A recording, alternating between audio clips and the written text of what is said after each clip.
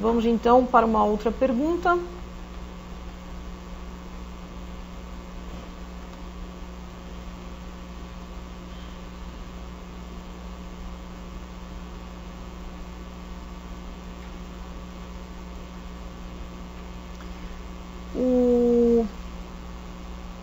O participante Gauchelugin diz o seguinte: tem uma carteira diversificada e entre o lastro possui NTN-B com taxa de IPCA mais 6,5%, tenho achado interessante as NTN-F com taxa superior a 12% para 2017. Qual a sua opinião sobre essas taxas no atual momento? Eu queria aproveitar a oportunidade para explicar para as pessoas que não estão acostumadas a operar tesouro direto, que apesar de ser um investimento interessante, quando você compra uma taxa fechada até 2017, por exemplo, o que pode acontecer é que o mercado pode te pegar no contrapé e você pode perder dinheiro com renda fixa. Isso é algo que o pessoal fica espantado, né? Mas é isso mesmo. E como é que você perde dinheiro com a renda fixa? Você perde dinheiro com o título público da seguinte forma: você está fechado numa taxa X, o governo sobe ou desce, né, a taxa de juros no mercado, porque até 2017 a gente vai passar várias oscilações na taxa de juros. Então, eventualmente, você tem que ter o perfil para trabalhar no longo prazo, né, Peter? O que você acha disso? É isso mesmo. Eu acho que, assim, se tem muitas pessoas, quer dizer, muitos analistas, muitos economistas já estão achando que Selic pode ir para 13,5% esse ano. No caso dele, se realmente isso acontecer, ele estiver travado numa taxa de 12%, ele vai perder dinheiro. Talvez esse não seja um bom momento para entrar nesse tipo de operação, né? Exatamente. Quer dizer, então aí é uma questão de você tem uma relação inversa. Quanto maior a taxa, menor o preço. Então, se o mercado elevar muito a taxa, o preço, o valor, o PU, quer dizer, o valor nominal desse ativo, ele vai cair e você vai acabar perdendo. O que você está querendo dizer, só para simplificar essa parte, é que se você comprar esse investimento que te rende o quê? 12% até 2017 e eles aumentam a taxa para 13%, por exemplo, você já perdeu desde agora e você está travado nisso aí até 2017 abraçado nesse papel. É um momento de pós agora, né? Agora é o momento de pós. Exatamente. É o IPCA mais 6,5%. Ou então... Ou uma LFT, se você quer ficar neutro, e aí quando o mercado te der um view, você acompanha. Mais ou menos como na análise técnica, né? Você trend following. Tem uma inflexão, em algum momento tem. Exatamente. Vamos lá. Uma pergunta bastante interessante que não tem muito a ver aqui com o assunto. Um comentário do participante Júnior. Cláudia, existe um número ideal para uma carteira de dividendos? Olha, Júnior, eu acho que toda carteira, seja ela de dividendos ou não, ela deve ser uma carteira diversificada. E te convido a participar do curso Como Montar uma Carteira de Investimentos Rentável, onde a gente ensina para vocês exatamente o número limite para que você possa ter uma carteira bem diversificada. Então não existe aqui, para eu te falar um número, 8 ativos, 5 ativos, 20 ativos, eu estaria inventando, tá? Mas é importante que essa tua carteira ela esteja diversificada. Seja ela para ganho de capital, seja ela focada em dividendos. Eu acho que uma análise de beta é sempre bem-vinda. Tá? Vamos para a próxima pergunta.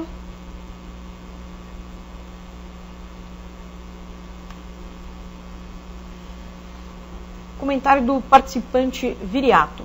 Cláudia, o mercado considera a inflação medida pelo IPC ou pelo IGPM? Por que as diferenças são grandes, IPC por volta de 6% e GPM 11%? Grato, Viriato. Na verdade, a gente tem alguns cálculos, algumas cestas que são utilizadas para a gente medir como é que anda a economia. Então, a gente tem aí alguns órgãos por trás disso, por exemplo, a Fundação Getúlio Vargas, a gente tem a Fiesp, a gente tem enfim, uma série de órgãos que acompanham essas cestas de preço. No caso, por exemplo, o IGPM é o índice que faz o ajuste dos contratos de aluguel, por isso que ele é tão importante. Mas tem um outro ponto, que é o seguinte, não sei se o Viriato lembra, se vocês lembram, os ouvintes lembram, que o IGPM já chegou a ficar negativo. Eu lembro disso. Não é por causa do PIB, por causa do câmbio. O IGPM e o câmbio, eles têm muita... Então o IGPM e o câmbio, eles têm uma relação muito grande, que é justamente essa parte de tradables, e que a gente chama de tradables e não tradables. Então o IGPM, ele pega muita inflação que vem de fora. O IPCA é muita inflação que vem de dentro, é mais local. Então tem essa diferença. Então ano passado, né, como ele está falando que realmente teve essa diferença, como o preço das commodities subiu muito, então pegou na veia do IGPM. No caso do IPCA, por que o Banco Central ele mantém o IPCA como a base dele? Porque é uma inflação interna, né? Então é mais ou menos isso. Por isso tem essa diferença.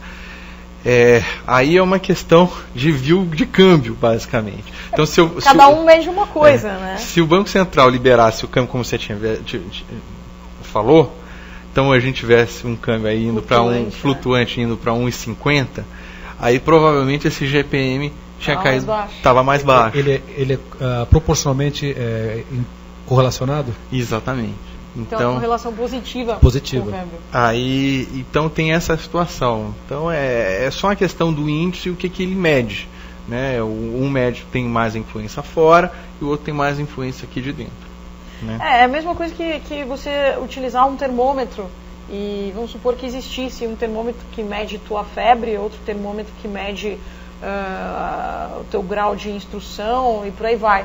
Cada um está medindo uma coisa diferente, né? Inflação, por definição, é a perda de poder de compra, é a perda de poder da moeda.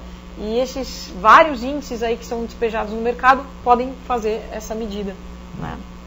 Só quero lembrar o seguinte: inflação não é ruim, tá? Quero comentar isso para todo mundo. Inflação não é ruim, tanto é que o governo americano estava lutando para ter inflação, para a gente não entrar em deflação. E é o que o governo japonês vem tentando fazer há 20 anos. Só que muita inflação é ruim. Né?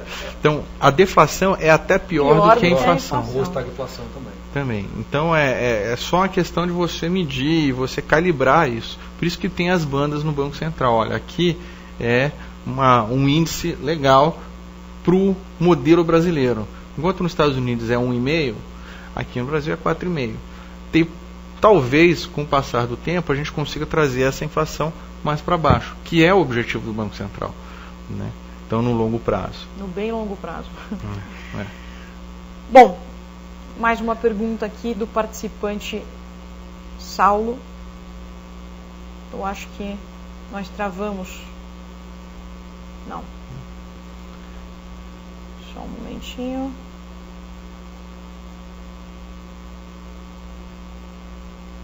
Ok. O Saulo diz o seguinte: sempre tive dúvidas em aplicar no Tesouro Direto. No site Eugênio Invest há espaço para aprender como escolher o título mais rentável, é claro que de acordo com o prazo desejado. Eu não entendi se isso é uma afirmação ou uma pergunta, mas eu aproveito aqui para contar uma novidade para vocês. A gente está trazendo uma pessoa que trabalha só com títulos do Tesouro e a gente está montando um curso, um webinar, né?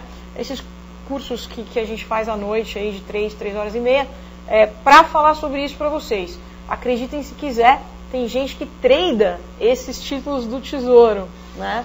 Então é uma novidade que a gente está para lançar aí nas próximas semanas.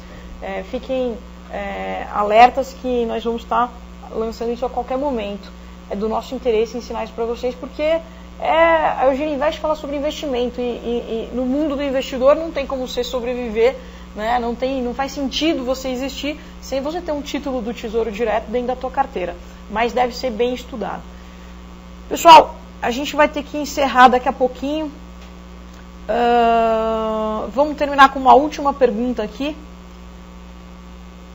do participante Non. Eu não sei se Non é o nome dele ou se é do sistema, mas eu acho que dessa vez deve ser, comentário de Non. Bom, não é guest pelo menos. Por que deflação é ruim? Fala a tua resposta que eu dou a minha em cima. A deflação, ela acaba trazendo falta de crescimento é o pior problema de todos? Porque ela acaba trazendo um mecanismo contrário ao crescimento em termos de preço. Então, no momento em que isso aí é como se você tivesse um gatilho de repasse de preço para a inflação, à medida que você vai perdendo, você vai acabando perdendo o seu ativo, né, o valor do seu ativo. Então, você vai cada vez menos conseguir vender a um preço menor aquilo que você tem. Para que comprar agora se eu posso comprar amanhã mais barato? Pois é, então você isso, trava. Aí você falta de crescimento. Você tira o azeite da economia, basicamente. Entendeu? Tirando isso, por exemplo, vamos pegar um país que já sofreu muito com isso, que é o Japão. O investidor que investiu no mercado de bolsa do Japão lá por 1990, até hoje não recuperou o capital investido. E aí se vão quase 22 anos, né? Então, é complicado. A deflação é pior ainda do que a inflação. Porque a inflação, economicamente, você tem algumas estratégias que você pode trabalhar com ela. Ela a deflação é complicada. A inflação está num vetor somando ao vetor do modelo de crescimento econômico. Exatamente. A deflação é um vetor contrário. Exatamente. Então é contraditória, né? Não é bom para ninguém. Pessoal, vamos encerrando então. Você gostaria de dizer alguma coisa, Peter, para encerrar? Acho que a gente falou bastante hoje. Falamos bastante. O Gui também ajudou bastante, né? Uma fraca aqui, né? Ele adora falar. Eu vou terminar com uma frase que eu acho bastante interessante, que é a seguinte: não importa se o mercado está certo ou errado, o que importa é ganhar dinheiro com ele. Então, eu deixo essa frase para vocês. Semana que vem, novamente, terça-feira, ao invés das 19 horas, estaremos aqui às 20 horas. E a partir da semana que vem, todas as terças às 20 horas, eu, o Peter e nosso entrevistado da semana que vem vai ser a Camila Campos, que hoje é membro da Eugênia Invest, trabalha aqui com a gente. E também daremos sequência à carteira da minha Pug, o nome dela é Sugar. Vamos ver aí o que a Sugar vai aprontar para a semana que vem. Depois eu colo lá no post direitinho qual é a composição da carteira. A gente vai contabilizar isso aí, a gente achou mais justo utilizar o preço médio, para não usar preço de fechamento, porque se pega um dia muito puxado ou muito para baixo, aí fica meio distorcido. Então a gente vai usar o preço médio. Pessoal, gostaria de desejar uma boa noite a todos, agradecer a presença de vocês. Nos vemos então na terça que vem, novamente às 20 horas. Espero que vocês tenham gostado do nosso primeiro programa. Um grande abraço. Até lá. Tchau, tchau.